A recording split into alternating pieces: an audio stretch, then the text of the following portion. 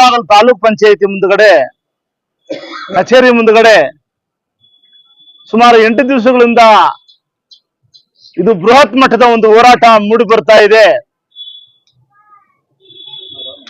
ಮುದಿಗೆರೆ ಪಂಚಾಯಿತಿ ಮೂಲ ಸ್ಥಾನದಲ್ಲಿ ಏನು ಪ್ರಾರಂಭವಾಗಿತ್ತೋ ಮತ್ತೆ ಅದೇ ಮುದಿಗೆರೆಯಲ್ಲೇ ಪಂಚಾಯಿತಿ ಕಟ್ಟಡ ಮತ್ತು ಪಂಚಾಯಿತಿ ನಿರ್ಮಾಣ ಆಗಬೇಕು, ಅಲ್ಲಿ ಕಲಾಪಗಳು ನಡೀಬೇಕು ಅನ್ನೋ ಒಂದು ಆಶಯದ ಮೇಲೆಗೆ ಸಮಸ್ತ ಮುಳಬಾಗಲ್ ತಾಲೂಕಿನ ದಲಿತ ಪರ ಚಟುವಟಿಕೆ ಸಂಘಟನೆಗಳು, ಸಂಯೋಜಕ ಸಮಿತಿ, ದಲಿತ ಸಂಘರ್ಷ ಸಮಿತಿಯವರು ಇದರ ಮುಂದಾಳತ್ವ ವಹಿಸಿ ಎಲ್ಲಾ ದಲಿತ ಪರ ಸಂಘಟನೆಗಳನ್ನ ಕ್ರೋಢೀಕರಿಸಿ ಮನವೊಲಿಸಿ ಈ ಒಂದು ಪ್ರತಿಭಟನಾ ಕಾರ್ಯಕ್ರಮವನ್ನ ನಡೆಸ್ತಾ ಇರ್ತಕ್ಕಂಥದ್ದು ಹಂತ ಹಂತವಾಗಿ ಒಂದಷ್ಟು ಸಾಮರಸ್ಯವಾಗಿ ಮತ್ತಷ್ಟು ದಿನ ದಿನ ಒಂದೊಂದು ಬೆಳವಣಿಗೆ, ಪಂಜಿನ ಮೆರವಣಿಗೆ, ಕಲಾ ತಂಡಗಳ ಒಂದು ನಿಜವಾದಂತ ಒಂದು ಕಾರ್ಯಕ್ರಮಗಳು, ಒಂದೊಂದು ವಿವಿಧ ರೀತಿಯಲ್ಲಿ ಕಾರ್ಯಕ್ರಮಗಳನ್ನ 8 ದಿವಸಗಳಿಂದ ರೂಪಿಸ್ಕೊಂಡು ಬರ್ತಾ ಇದ್ದಾರೆ. ಏನು ಇದು ಸರ್ಕಾರದ ಒಂದು ಗಮನ ಸೆಳೆಯಬೇಕು, ಶಾಂತ ರೀತಿಯಲ್ಲಿ ಸಾಮರಸ್ಯವಾಗಿ ಇದನ್ನ ಇತ್ಯರ್ಥಪಡಿಸ್ಕೋಬೇಕು ಈ ಸಮಸ್ಯೆನ ಅಂತೇಳಿ. ಆದ್ರೆ ಕೆಲವೊಂದು ಇತ್ತೀಚಿನ ಮಾಧ್ಯಮಗಳ ಪ್ರಕಾರ ಜಿಲ್ಲಾಧಿಕಾರಿಗೆ ಮತ್ತು CS ಕಾರ್ಯನಿರ್ವಹಣಾಧಿಕಾರಿಗಳಿಗೆ ಮಾಹಿತಿಯ ಕೊರತೆ ಇದೆ ಅಂತ ಇತ್ತೀಚೆಗೆ ಗೊತ್ತಾಗಿದೆ. ಏನೇ ಆಗಲಿ ಇಲ್ಲಿನ ವರದಿಗಳು ಆಯಾ ಕಾಲಕ್ಕೆ ಏನೇನು ನಡೀತಾ ಇದೆ, ಒಂದು ಪ್ರತಿಭಟನಾ ಕಾರ್ಯಕ್ರಮ ಅಂದಾಗ ಪೊಲೀಸ್ ಇಲಾಖೆ ಮತ್ತು ಸಂಬಂಧಪಟ್ಟ ಇಲಾಖೆಯವರು ಪ್ರತಿಯೊಂದು ವರದಿಯನ್ನು ಕೊಡ್ತಕ್ಕಂಥ ಜವಾಬ್ದಾರಿ ಇವ್ರ ಮೇಲೆ ಇದೆ. ಅದು ಮುಂದಿನ ದಿನಗಳಲ್ಲಿ ಗೊತ್ತಾಗ್ತದೆ. ಆದ್ರೂ ಈ ದಿನದಲ್ಲಿ ಮಾನ್ಯ ಜಿಲ್ಲಾಧಿಕಾರಿಗಳು ಈ ಪ್ರತಿಭಟನಾ ಸ್ಥಳಕ್ಕೆ ಆಗಮಿಸಿ ಪ್ರತಿಭಟನಾಕಾರರನ್ನ ಉದ್ದೇಶಿಸಿ ಮೂಲ ಸಮಸ್ಯೆಯನ್ನ ಅರಿತು ಈ ಸಮಸ್ಯೆಗೆ ಯಾವ ರೀತಿ ಪರಿಷ್ಕಾರ ನಾವು ಕೈಗೊಳ್ತೀವಿ ಅನ್ನೋದ್ರ ಬಗ್ಗೆ ಒಂದಷ್ಟು ಆಶ್ವಾಸನೆಗಳನ್ನು ಕೊಟ್ಟಿರ್ತಕ್ಕಂಥದ್ದನ್ನ ನಾವು ಇದುವರೆಗೂ ಕೂಡ ತಿಳ್ಕೊಂಡಿದ್ದೀವಿ. ನಮ್ಮ ಎಲ್ಲ ನಾಯಕರು ಇದರ ಬಗ್ಗೆ ಎಲ್ಲ ಕೂಡ ಚರ್ಚೆ ಮಾಡಿದ್ದಾರೆ. ದಲಿತ ಪರ ಸಂಘಟನೆಗಳ ಮುಖಂಡರುಗಳು ಇವತ್ತು ಏನು ಸುಮಾರು ಹೆಚ್ಚಿನ ಸಂಖ್ಯೆಯಲ್ಲಿ ತಾಯಂದಿರು, ಮಕ್ಕಳು ಇದಕ್ಕಾಗಿ ಸತತವಾಗಿ ನಿರಂತರವಾಗಿ ಒಂದು ವಾರ ದಿವಸ ಶ್ರದ್ಧಾಭಕ್ತಿಯಿಂದ ಇಲ್ಲೇ ಕೂತು ನಮ್ಮ ಹೋರಾಟ, ನ್ಯಾಯಯುತವಾದಂತ ಹೋರಾಟ ಇತ್ಯರ್ಥ ಆಗೋವರು ಕೂಡ ನಾವು ಈ ಸ್ಥಳವನ್ನು ಬಿಟ್ಟು ಕದಲುವುದಿಲ್ಲ ಎನ್ನುವ ಒಂದು ಘಂಟಾಘೋಷದ ವಾಕ್ಯದೊಂದಿಗೆ ಈ ಒಂದು ಪ್ರತಿಭಟನೆಯಲ್ಲಿ ಕೂತಿದ್ದಾರೆ. ವಿವಿಧ ರೀತಿಯಲ್ಲಿ ಕೂಡ ಪ್ರತಿಭಟನಾ ಕಾರ್ಯಕ್ರಮದ ರೂಪರೇಷೆಗಳು ಹೊರಬರ್ತಾ ಇದ್ದಾವೆ. ಇದಕ್ಕೆ ಎಲ್ಲ ಮಾಧ್ಯಮ ಮಿತ್ರರು ಎಲ್ಲಾ ರೀತಿಯಾಗಿರ್ತಕ್ಕಂಥ ಸಂಪೂರ್ಣ ವಿಚಾರಗಳನ್ನ, ಮಾಹಿತಿಗಳನ್ನ ಮತ್ತು ಎಲ್ಲವನ್ನ ಇಡೀ ರಾಜ್ಯಕ್ಕೆ ಮತ್ತು ಎಲ್ಲ ದೇಶದ ನಾನಾ ಭಾಗಗಳಿಗೆ ತಲುಪುವ ರೀತಿಯಲ್ಲಿ ಸಂದೇಶವನ್ನು ರವಾನಿಸ್ತಾ ಇದ್ದಾರೆ. ಅವರಿಗೆಲ್ಲರೂ ಕೂಡ ಸುಮಾರು ನಾವು ಅಪಾರವಾದ ಧನ್ಯವಾದಗಳು. ಯಾಕಂತ ಹೇಳಿದ್ರೆ ಮಾಧ್ಯಮ ಇವತ್ತು ತುಂಬಾ ಶಕ್ತಿಯುತವಾಗಿ ಕೆಲಸ ಮಾಡೋದ್ರಿಂದ ದೇಶದ ಯಾವುದೇ ಮೂಲೆಯಲ್ಲಿ ಏನೇ ಸಮಸ್ಯೆ ಆದ್ರೂ ಕೂಡ ಬೇಗ ಗೊತ್ತಾಗ್ತದೆ.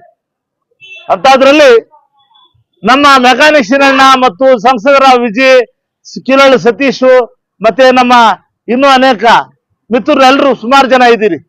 ಎಲ್ಲರೂ ಕಿಟಣ್ಣಿಂದ ಹಿಡಿದು ಮತ್ತೆ ಅಪ್ಪಿಯಿಂದ ಹಿಡಿದು ಎಲ್ಲರೂ ಕೂಡ ನೀವೆಲ್ಲರೂ ಕೂಡ ಜಗದೀಶ್ ಇವರೆಲ್ಲ ನೀವೆಲ್ಲರೂ ಕೂಡ ತುಂಬಾ ಶ್ರದ್ಧಾಭಕ್ತಿಯಿಂದ ಅಚ್ಚುಕಟ್ಟಿಂದ ಈ ಕಾರ್ಯಕ್ರಮವನ್ನ ಮುನ್ನಡೆಸೋ ಒಂದು ಇದನ್ನ ಇಡೀ ತಾಲೂಕು ನೋಡ್ತಾ ಇದೆ. ಕಾರ್ಯಕರ್ತರಿಗೆ ಒಳ್ಳೆ ದಿನ ದಿನ ಹುಮ್ಮಸ್ಸು ಹೆಚ್ಚಾಗ್ತಾ ಇದೆ. ನಾವು ಏನೇ ಆಗಲಿ ಈ ಒಂದು ನ್ಯಾಯಯುತ ಬೇಡಿಕೆಯನ್ನು ಈಡೇರಿಸೋವರೆಗೂ ಬಿಡೋದಿಲ್ಲ ಅನ್ನೋ ಮಟ್ಟದಲ್ಲಿ ತೀರ್ಮಾನ ತಗೊಳ್ತಾ ಇದ್ದಾರೆ. ಇದನ್ನು ನೋಡಿ ನಮ್ಮ ಬಿಜೆಪಿ ನಾಯಕ, ಜಿಲ್ಲಾ ನಾಯಕನಾಗಿರ್ತಕ್ಕಂಥ ಸತೀಶ್ ಅವರು ಮತ್ತು ಬಾಬು, ನಾನು ಮತ್ತೆ ರಘು, ಬಿಜೆಪಿ ರಘು ರಾಷ್ಟ್ರೀಯ ನಾಯಕ, ಇವರೆಲ್ಲ ಬಂದು ನಾವಿಲ್ಲಿ ಒಂದು ಇವರಿಗೆ ಬೆಂಬಲಿಸಿ ಒಂದು ಕಾರ್ಯಕ್ರಮವನ್ನು ಮಾಡಬೇಕು. ಯಾಕಂತ ಹೇಳಿದ್ರೆ ನಿಜವಾದ ನ್ಯಾಯಯುತವಾದಂತ ಬೇಡಿಕೆ ಇದಾಗಿರೋದ್ರಿಂದ ಇಂಥ ಬೇಡಿಕೆಗಳನ್ನ ಈಡೇರಿಸೋದಕ್ಕೆ ಸರ್ಕಾರ ಹಿಂದೇಟು ಹೊಡಿತಾ ಇದೆ. ಇದನ್ನ ನಾವು ಬಿಡಬಾರ್ದು. ಇಡೀ ರಾಜ್ಯದವರೆಗೂ ಕೂಡ ಇದನ್ನ ಹಬ್ಬಿಸಬೇಕು. ಇದು ಸೆಷನ್ ಕೂಡ ಪ್ರಸ್ತಾಪ ಆಗಬೇಕು ಅನ್ನೋ ಮಟ್ಟದಲ್ಲಿ ಕೂಡ ಯೋಚನೆ ಮಾಡಿ ನಾವೆಲ್ಲ ಬಂದು ಕೂತು ಇದರಲ್ಲಿ ಸಹಕಾರ ಕೊಟ್ಟಿವಿ. ಆವಾಗ ತುಂಬಾ ಸಂತೋಷವಾಗಿ ನಮ್ಮನ್ನ ಬರಮಾಡಿಕೊಂಡಂತ ಮಿತ್ರರು, ಅಣ್ಣ ನಿಮ್ಮ ಸಹಕಾರ ನಿಮ್ಗೆ ಬೇಕು, ತುಂಬಾ ಸಂತೋಷ ನಿಮ್ಮ ಸಹಕಾರಕ್ಕಾಗಿ ಅಂತೇಳಿ ಅವರೆಲ್ಲ ಒಪ್ಕೊಂಡಿದ್ದಕ್ಕಾಗಿ ನಾವು ಈ ದಿನ 3 ಗಂಟೆಗೆ ಸರಿಯಾಗಿ, ಸೋಮವಾರ 3 ಗಂಟೆಗೆ ಸರಿಯಾಗಿ ಸದರಿ ಈ ಒಂದು ಪ್ರತಿಭಟನಾ ಸ್ಥಳದಲ್ಲಿ ಉಪವಾಸ ಸತ್ಯಾಗ್ರಹ ಅಂದ್ರೆ ಆಮರಣಾಂತರ ನಿರಾಹಾರ ದೀಕ್ಷಾ ಕಾರ್ಯಕ್ರಮವನ್ನ ಇಲ್ಲಿ 3 ಗಂಟೆಗೆ ಪ್ರಾರಂಭಿಸಲಿಕ್ಕೆ ನಾವೆಲ್ಲ ಹೆಲ್ತ್ ಕಿಟ್ಗಳನ್ನು ಎಲ್ಲ ರೆಡಿ ಮಾಡಿಕೊಂಡು ಇಲ್ಲಿ ಬಂದ್ವಿ. ಸತೀಶ್ ಅವರು ಪಾಪ ರಾತ್ರಿನೇ ಎಲ್ಲಾ ಚೆಕಪ್ಗಳು ಮಾಡ್ಕೊಂಡು ಕಿಟ್ಗಳೆಲ್ಲ ತಂದು ಈಗ ಇಟ್ಟಿದೀವಿ. ಅವ್ರ ಪಾಪ ಕಚೇರಿಯಲ್ಲಿ ಇಟ್ಟಿದ್ದಾರೆ. ನಾನು ಇವತ್ತು ಇಲ್ಲಿ ಕುತ್ಕೋಬೇಕು, ಬೆಡ್ಗಳು ಒಂದಷ್ಟು ವ್ಯವಸ್ಥೆ ಮಾಡೋದಕ್ಕೆ ಆಗಿದೆ. ಈಗಾಗಲೇ ನಮ್ಮ ರಾಷ್ಟ್ರೀಯ ನಾಯಕ ಬಿಜೆಪಿ ರಘುರವರು ಈಗಾಗಲೇ ಏನ್ ಬೇಕೋ ಎಲ್ಲ ಸಲಕರಣೆಗಳೊಂದಿಗೆ ಆಗಮಿಸ್ತಾ ಇದ್ದಾರೆ. ಅಂತ ಒಂದು ಪರಿಸ್ಥಿತಿಯಲ್ಲಿ ಈಗ ನಮ್ಮ ಮಿತ್ರರು, ನಮ್ಮ ನಾಯಕರು, ಏನು ತಾಲೂಕು ಮಟ್ಟದ ಹಿರಿಯ ಸಂಘಟನಾ ಹೋರಾಟಗಾರರು ಅಣ್ಣ ಈಗ ಒಳ್ಳೆ ಪರಿಪಕ್ವವಾದ ಕಾಲ, ಮಾನ್ಯ ಜಿಲ್ಲಾಧಿಕಾರಿಗಳು ಈ ಸ್ಥಳಕ್ಕೆ ಆಗಮಿಸಿದ್ರು. ಅವರ ಆಶ್ವಾಸನೆ ಮೇಲೆ ನಂಬಿಕೆ ಇದೆ. ಅವರು ಕೇವಲ 1 ದಿವಸ 2 ದಿವಸದಲ್ಲಿ ಈ ಸಮಸ್ಯೆನ ನಾನು ಕೂಡಲೇ ಇತ್ಯರ್ಥಪಡಿಸುತ್ತೇನೆ.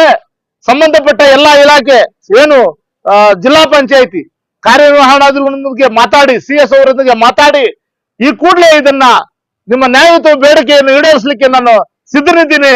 ಇದಕ್ಕಾಗಿ ನೀವು ಬೇರೆ ಬೇರೆ ರೂಪ ಕೊಡೋದು ಬೇಡ. ಈಗಾಗಲೇ ಶಾಂತಿಯಿಂದ ನೀವು ಹೋರಾಟ ಮಾಡ್ಕೊಂಡು ಬರ್ತಿದ್ದೀರಿ.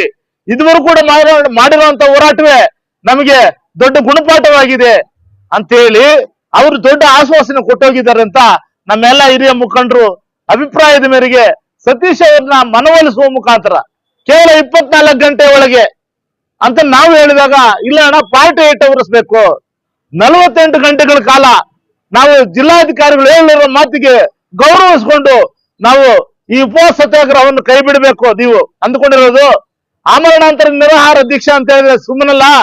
ಇಂಥ ಹೋರಾಟಗಳನ್ನು ಮಾಡಿ ಅನೇಕ ಇಡೀ ದೇಶವ್ಯಾಪ್ತಿ ಬೃಹತ್ ಮಟ್ಟದ ಸಮಸ್ಯೆಗಳನ್ನ ನಾವು ಫಲ ಕೊಟ್ಟಿದ್ದೇವೆ, ಪರಿಹಾರ ಮಾಡ್ಕೊಂಡಿದೀವಿ. ಇದಕ್ಕಾಗಿ ಅಷ್ಟು ಅವಶ್ಯಕತೆ ಇರೋದಿಲ್ಲ. ಕೇವಲ 2 ದಿವಸಗಳು ಅಂದ್ರೆ 48 ಅವರ್ಸ್ ಮಾತ್ರ ಕಾಲಾವಕಾಶ ಕೊಟ್ಟರೆ ಆಡಳಿತದಿಂದ ನಮಗೆ ಸುಗಮವಾಗಿ ಯಾವುದೇ ಸಮಸ್ಯೆ ಇಲ್ದಿರ ಪರಿಹಾರ ಸಿಗುತ್ತದೆ. ನಾವು ಆ ಭರವಸೆ ಇಟ್ಟುಕೊಂಡು ನಮಗೆ ತಾಲೂಕು ಮತ್ತು ಜಿಲ್ಲಾ ಆಡಳಿತಕ್ಕೆ 48 ಗಂಟೆಗಳ ಕಾಲ ಕಾಲಾವಕಾಶ ಕೊಡಬೇಕು ಅಂತ ನಮ್ಮೆಲ್ಲ ಹಿರಿಯರ ಸಲಹೆಯ ಮೇರೆಗೆ ಸತೀಶ್ ಅವರನ್ನ ಒಪ್ಪಿಸಿ ಕೇವಲ ಈ ಎಲ್ಲರ ಅಭಿಪ್ರಾಯದ ಮೇರೆಗೆ ನೀವು ಆಮರಣಾಂತರ ನಿರಾಹಾರ ದೀಕ್ಷೆಯನ್ನ ಕೈ ಬಿಡಬೇಕು 2 ದಿವಸಗಳ ಕಾಲ, ಅಂದ್ರೆ 48 ಅವರ್ಸ್. ಆಮೇಲೆ ಮುಂದೆ ತೀವ್ರತರವಾದಂತಹ ಒಂದು ಹೋರಾಟವನ್ನ ನಾವೆಲ್ಲರೂ ಸೇರಿ ತೀರ್ಮಾನ ಮಾಡೋಣ ಅಂತೇಳಿ ಈ ಸಂದರ್ಭದಲ್ಲಿ ನಾವೆಲ್ಲರೂ ಕೂಡ ಒಂದು ಒಮ್ಮತದ ಅಭಿಪ್ರಾಯಕ್ಕೆ ಬಂದಿರೋದ್ರಿಂದ ಅವರನ್ನ ಈ ಆಮರಣಾಂತರ ನಿರಾಹಾರ ದೀಕ್ಷೆಯನ್ನ ಕೈಗೊಳ್ಳಲಿಕ್ಕೆ ಅವ್ರನ್ನ ನಾವು ಅವಕಾಶ ಕೊಡದೆ ಅವ್ರನ್ನ ಇದರಿಂದ ಈ 48 ಗಂಟೆಗಳ ಕಾಲ ಸಮಯ ಕೋರಿ ಅವಕಾಶ ಕೊಡ್ತಾ ಇದ್ವಿ. ಅದ್ರ ಮೇಲೆ ಅವರ ಅಭಿಪ್ರಾಯ ಏನ್ ಹೇಳ್ತಾರೆ ಕೇಳಬೇಕು.